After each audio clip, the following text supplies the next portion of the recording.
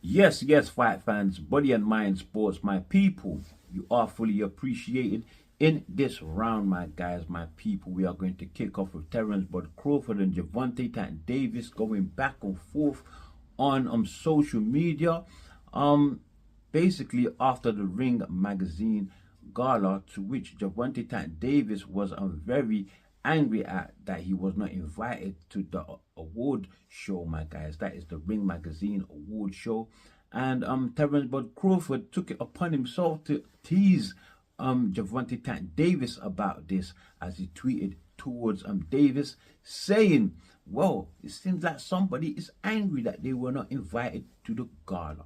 And clearly irritated, Javante, well, he replied swiftly, saying that Terence Bud Crawford is not driven by legacy but by the bag, and that's why he's chasing a fight on a riyadh season fight card, my guys, my people. That Terence Bud Crawford has no money there for him in the US, and that's why he needs to go outside of the country to chase money, my guys, my people. That he himself on a fight to fight basis makes more than Terence Bud Crawford, and that he's in fact richer than Crawford.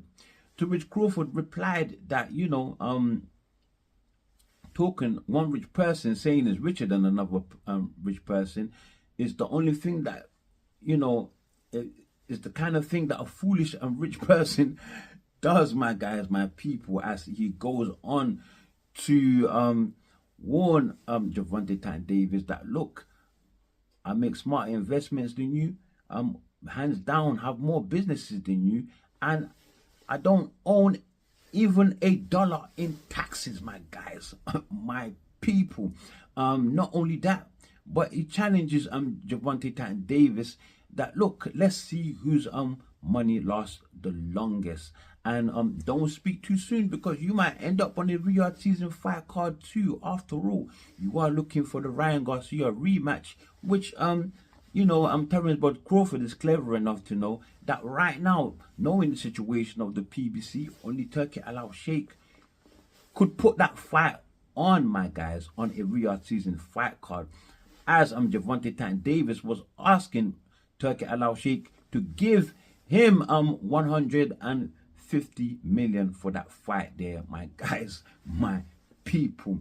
Well, that ends the Twitter beef, and this is where I will get a chance to break it down for you people.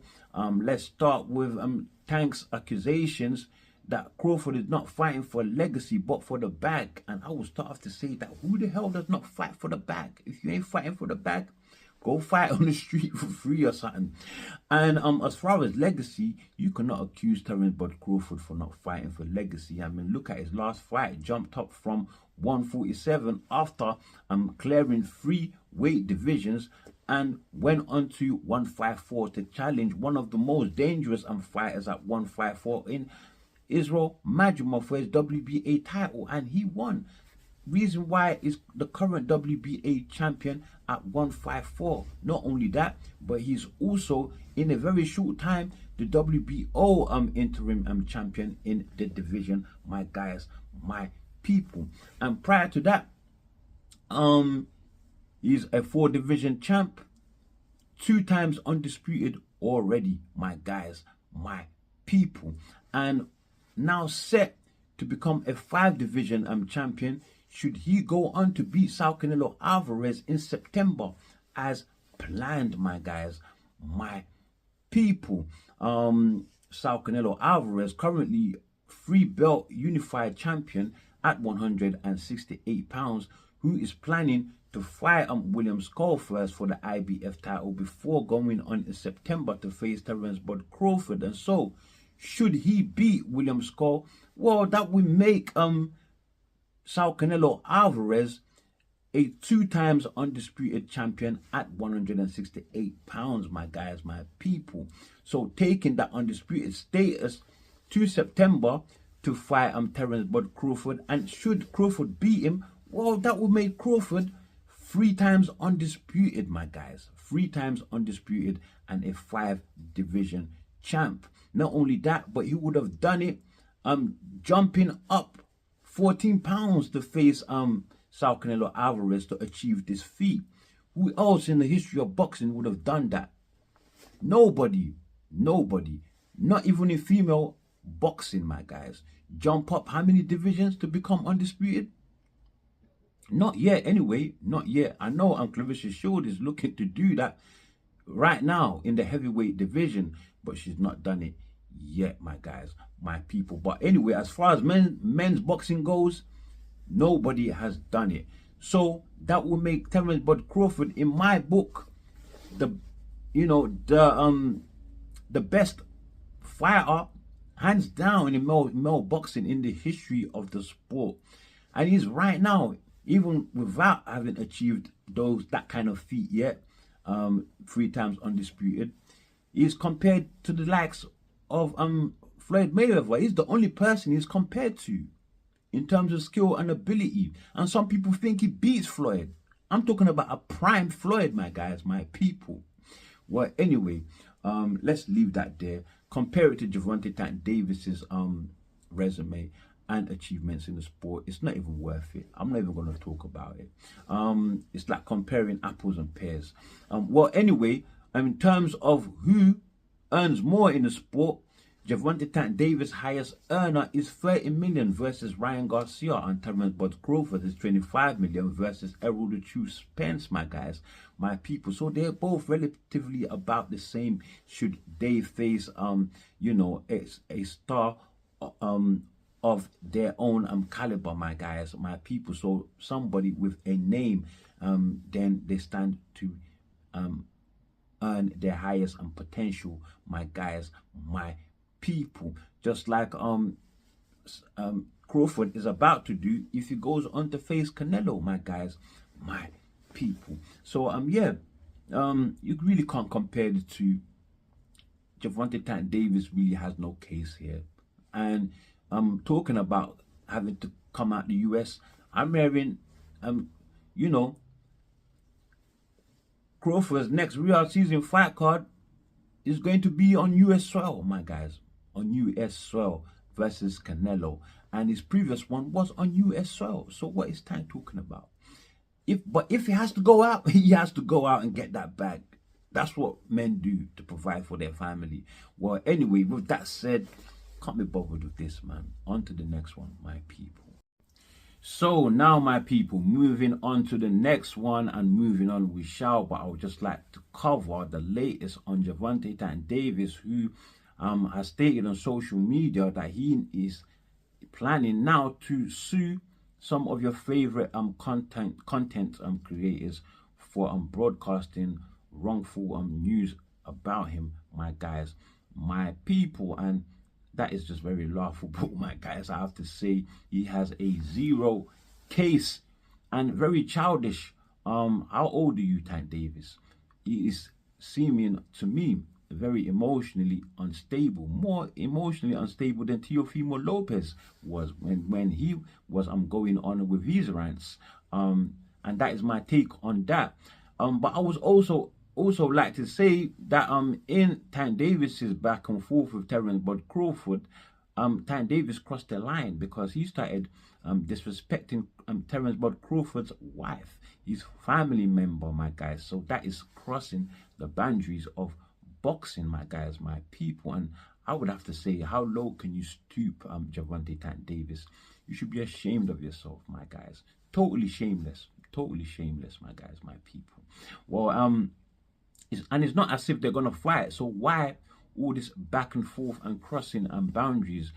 If you remember, Tank Davis said that he would knock out Terence Bud Crawford in 6 rounds, and that was in the follow-up to Crawford versus Spence, my guys. And after that fight there, where Crawford totally dismantled Errol Spence, well, we had Tank Davis detracting from his statement, saying that he was actually joking, my guys, my people.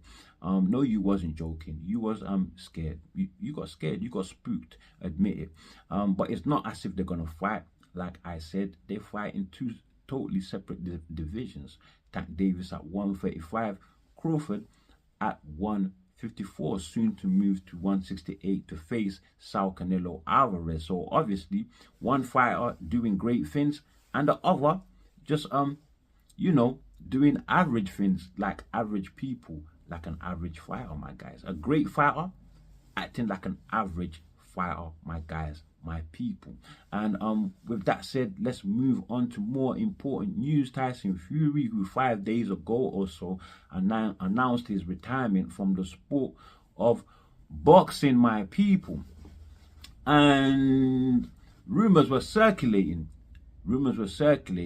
that he will come back to the sport, however, to face Anthony Joshua. But one thing, he needs 500 million to do so, my guys, my people, to face Joshua, who was calling out Tyson Fury to fight, you know, just before Fury announced his retirement, my guys, my people. So you know, could it be that Fury was spooked by the possibility of that fight there?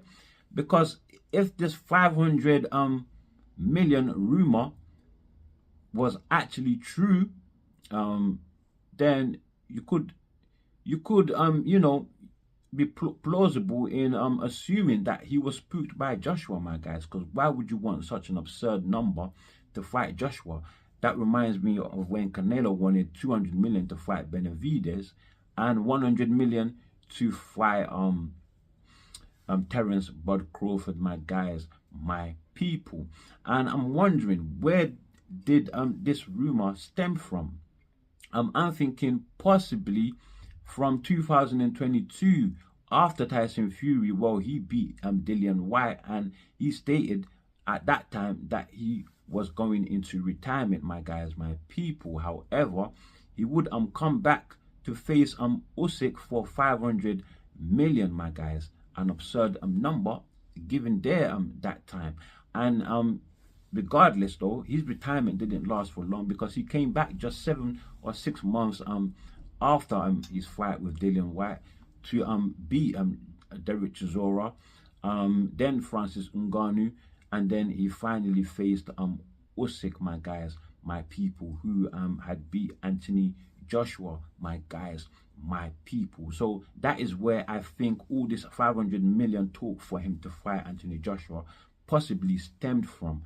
They just changed the story a little bit to suit Tyson Fury's current retired status, my guys, my people. So as things stand right now, Tyson Fury is well retired, my guys, my people. However, Eddie Hearn, he believes that he may well come back. However though, if he doesn't, there are other fights available that Anthony Joshua could take. He mentioned the likes of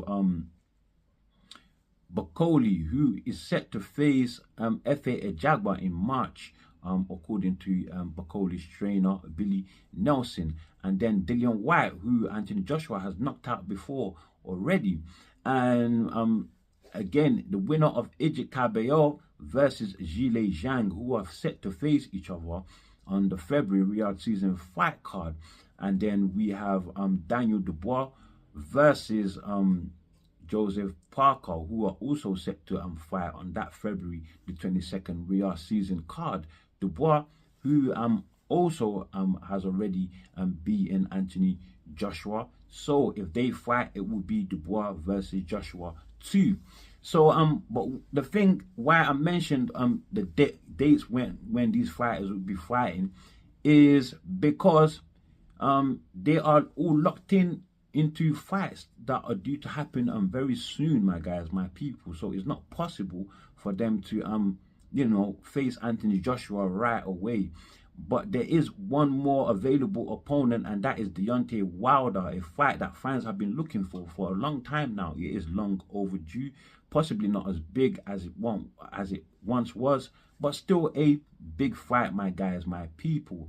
And Turki Al-Sheikh is calling for that fight there. However, Deontay Wilder, rumors are that he's now set to go and fight Curtis Harper sometime in spring, my guys, my people. Curtis Harper, famously known for ending a fight before it even started between him and F.A. Ajagba, my guys, my people. He walked into the ring, just saw Ajagba, walked out again and left. And we all thought that he was scared, only for news to reveal that it actually had something to do with payment discrepancies. Apparently, they were not looking to pay Harper for that fight.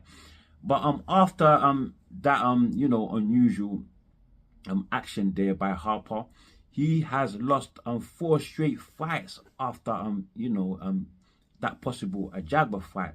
But in 2024, he has come back with 4 great wins, my guys, my people, all of which ended within 2 rounds, my guys, my people. But so as things stand, it seems that Wilder and Anthony Joshua may not be possible, but Turki Al Sheikh is pressing for that fight. And if Wilder is to go on and face Harper and lose, his career is over, my guys. So I would say he should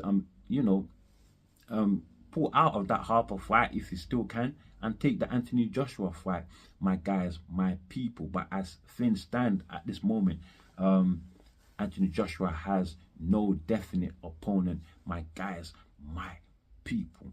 So from that there, let's now move on to a fight that is most definitely happening, and that is Ryan Garcia versus Devin the Dream Haney.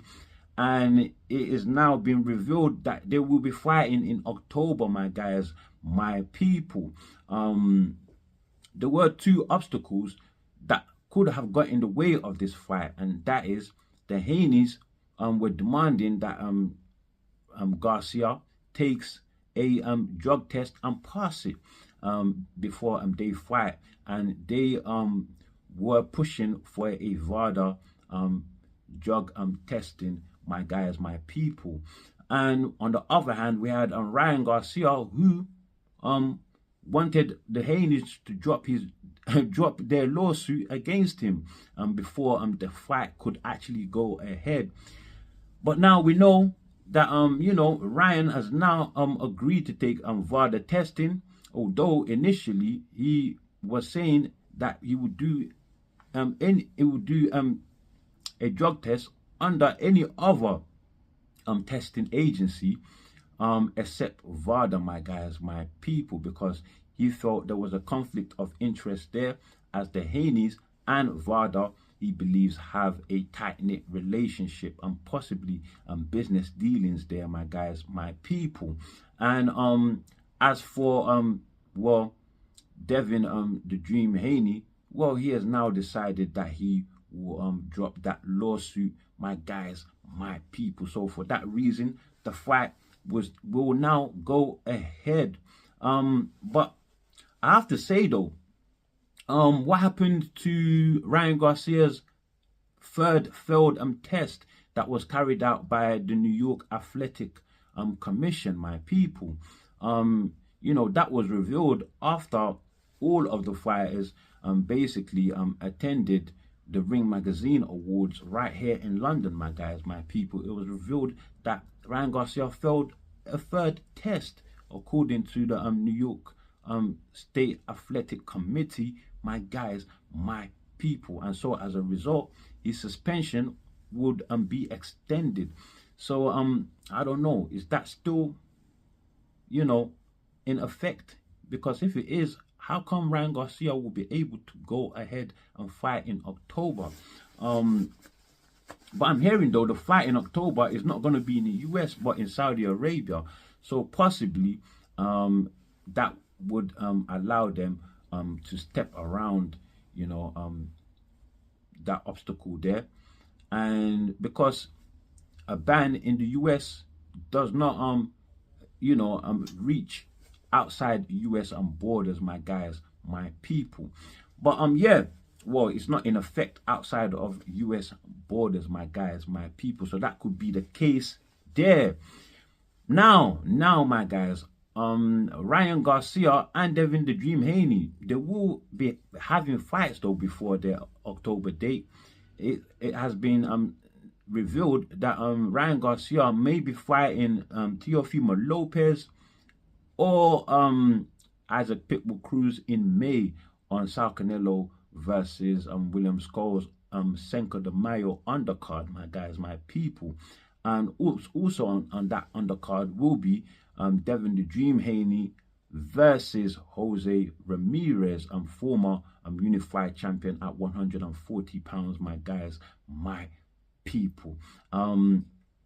Yeah, but as things stand though, Ryan Garcia yet has not taken a drug test that proves that he's a clean fighter, and that has been demanded by the New York Athletic Committee, that he must hand in a clean urine drug test, my guys, my people, by April, which is the end of his his ban following the Ryan Garcia versus Devin the Dream Haney controversy, my guys, my people. And so yeah, we are waiting for him to show up clean with a done drug test, my guys, my people. And I believe that would allow him to fight in May, my guys, my people. So let's now move on. We now know that Haney and Ryan Garcia have a scheduled month to fight in. However, though, not yet given a date. But another fight that is definitely happening now is Conor Benn versus Chris Eubank Jr. And that is a big UK mashup fight there, my guys, my people. Originally, though, it was Eddie Hearn and Ben Shalom negotiating this fight between their two fighters there. But they couldn't, help it across the final line with Chris Eubanks Jr. Offering a 45% split in the purses, which Conor Benn was not entirely happy with. And also another obstacle in the way was that Conor Benn was in conversations with Marius Barrios to make a title fight at 147 pounds, as Conor Benn was looking to become champion in 2025 and to clinch Marius Barrios's WBC title in the division, my guys, my people. But we might as well conclude that those conversations have now ended, because, like I said, he will be going on to fight Chris Eubank Jr. in April 26th, the exact date, at London's Tottenham Hotspur Stadium, my guys, my people. And Conor Benn, he also had a drugs suspension after he failed a test in the follow-up to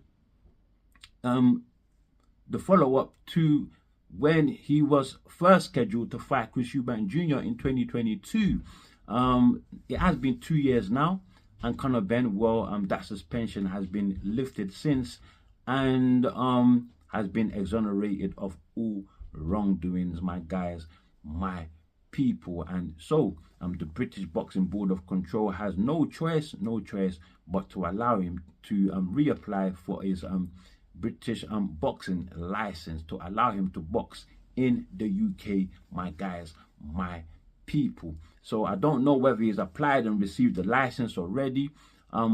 Even then, there's nothing in the way now to stop him from reapplying and getting that license back, my guys, my people.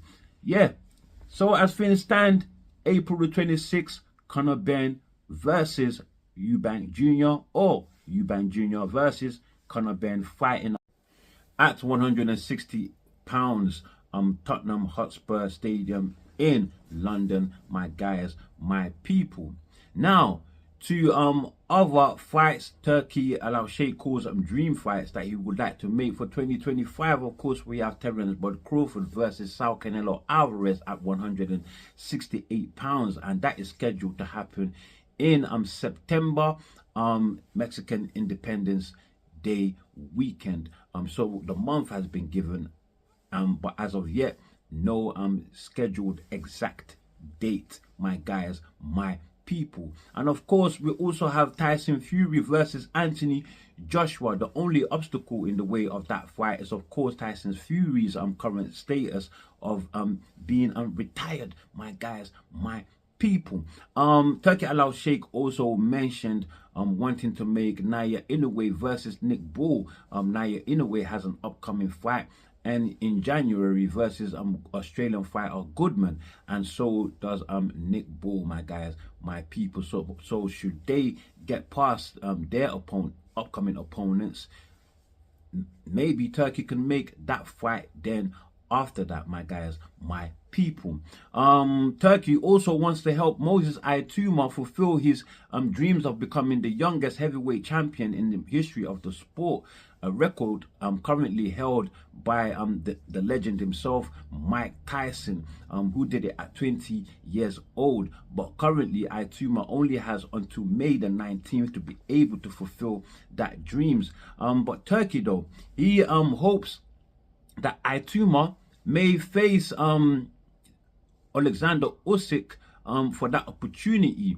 But Frank Warren, who promotes Aituma, and Daniel Dubois, he believes that Dubois will defeat Parker in their upcoming fight and then go on to defeat Usyk, and would like to make Aituma versus Daniel Dubois for Aituma to possibly become heavyweight champion, my guys, my people. But by then, wouldn't it be too late? He only has until May, like I said. Other sites that they're looking at is, of course, Kubrat Pulev, the current WBA regular champion. But then again, WBA regular and world champion, it's not the same, my guys. It's just not the same. Well, anyway, with all that said, it's time to move on, my people. But before you leave, do like, do share, subscribe, and of course, drop your comments below. And as always, stay super blessed.